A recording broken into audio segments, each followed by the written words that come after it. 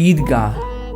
प्रेमचंद्र के द्वारा लिखी गई कहानी बहुत ही प्यारे से बच्चे हामिद की है, जो अपनी दादी माँ के साथ एक छोटी सी झोपड़ी में रहता था। इस प्यारी सी कहानी में हम देखेंगे कि कैसे परिवार की गरीबी और समस्याओं की वजह से वो छोटा सा बच्चा समय से जल्दी ही समझदार हो जाता है। हम देखेंगे कि कैसे वो प्यारा सा बच्चा सिर्फ 5 साल की इतनी सी उम्र में अपनी इच्छाओं को मार के अपनी दादी माँ की मदद करता है। ये कहानी शुरू होती है जब गांव में चारों ओर ईद की खुशी छाई हुई थी। सभी लोग एकदम जल्दी जल्दी अपने काम निपटाने में लगे थे। अरे सबको मेले में भी तो जाना था ना। वैसे सबसे ज्यादा खुश गांव के वो किद्दी पिद्दी बच्चे थे। उन्हीं किद्दी पिद्दियों में से एक हामिद भी था, जो यही कुछ 4-5 साल का एक छोटा सा बच्चा था, जिसके माता पिता 1 साल पहले ही गुजर चुके थे।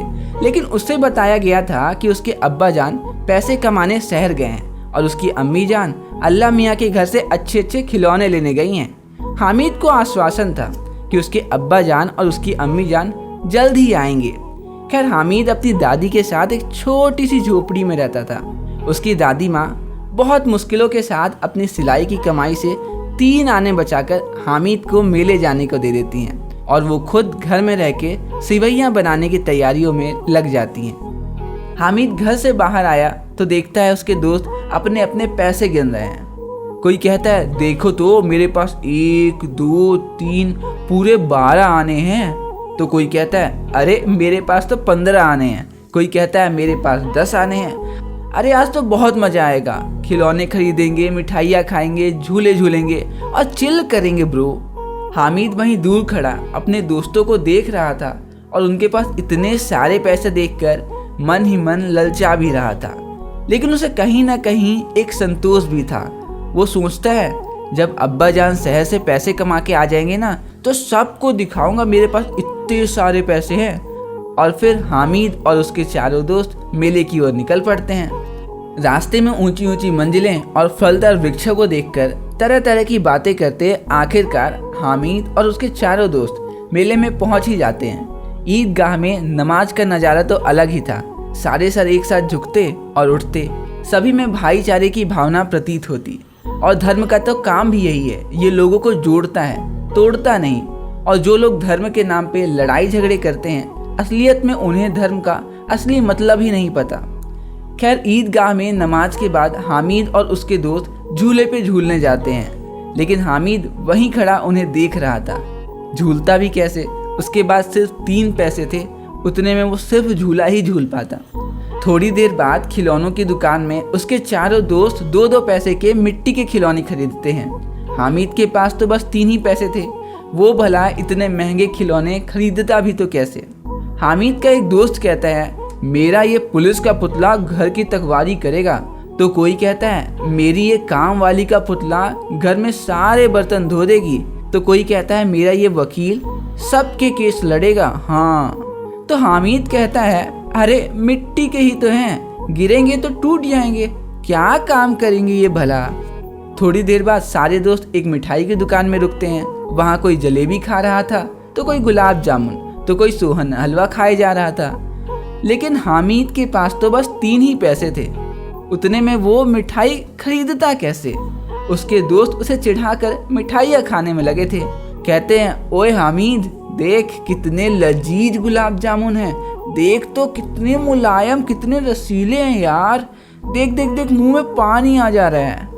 मिठाई खाने के बाद एक बार फिर सारे बच्चे निकल पड़ते हैं। मेले के आखिरी में एक लोहे के बर्तनों की दुकान थी। बच्चों के लायक वहाँ कुछ नहीं था, तो सारे बच्चे वहाँ से आगे बढ़ जाते हैं। लेकिन हामिद को याद आता है, दादी माँ के पास चिमटा नहीं है और जब वो अपने हाथों से रोटियां सेकती हैं तो उनके हाथ जल जाया करते हैं। और वो वहीं रुककर दुकान वाले से बोलता है, चिमटा कैसे दिए भैया? दुकानदार कहता है, यहाँ तुम्हारे काम की कोई चीज़ नहीं है बउआ, चलो यहाँ से आगे बढ़ो। हामिद पूछता है, बेचना है कि नहीं बेचना है? तो दुकानदार कहता है, अरे भैया बेचना नहीं होता तो भला यहाँ दुकान क्यों लगाते? हामिद फिर बोलता है, तो बताओ फिर कितने पैसे के दोगे? दुकानदार बोलता है, बस तुम्हारे लिए 5 पैसे लगा दूंगा। अब हामिद के पास तो सिर्फ 3 ही पैसे थे और वो कहता है, 3 पैसे हैं, दोगे तो बताओ। आखिरकार दुकानदार उसे 3 पैसों में वो चिमटा दे ही देता है। अब जब हामिद चिमटे के साथ अपने दोस्तों के पास पहुंचता है तो वो हंस पड़ते हैं और कहते हैं, अरे ये चिमटा क्यों खरीद लिए पगले। हामिद चिमटे को जोर से जमीन में पटकता है और कहता है, तुम लोग भी अपने खिलौने जमीन में पटक के दिखाओ भला, इनकी हड्डी पसली टूट जाएगी। एक दोस्त कहता है, अबे हमीद ये क्या चिमटे से तू खिलौने खेलेगा। हामिद कहता है, हाँ क्यों नहीं। वो चिमटे को अपने कंधे में रख लेता है और बोलता है, देखो कैसी बंदूक बन गई, और हाथ में ले लिया तो फकीर का बाजा बज गया। और इस चिमटे से एक एक रपेट तुम्हारे खिलौनों को मारूंगा ना तो सब मिट्टी बन जाएंगे। उसके दोस्तों के पास अब इसका कोई जवाब ना था। वो सब शांत हो जाते हैं और फिर क्या, सारे घर को निकल पड़ते हैं।